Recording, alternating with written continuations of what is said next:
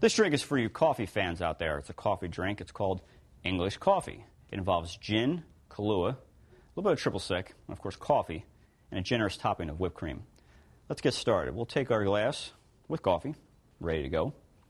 We're going to add equal parts of the gin and the coffee liqueur. We are using Kahlua. Kahlua is a coffee liqueur. Let's do 1 ounce of each. 1 ounce of gin. This handy little guy here is called a jigger. It's good for measuring your pours. Coffee liqueur with your coffee. This is going to be a very coffee-flavored drink. And just a splash of your triple sec. Triple sec is an orange liqueur. Let's get a little splash in there. Boom. Voila. All right. So that's it. And then, of course, add whipped cream to taste.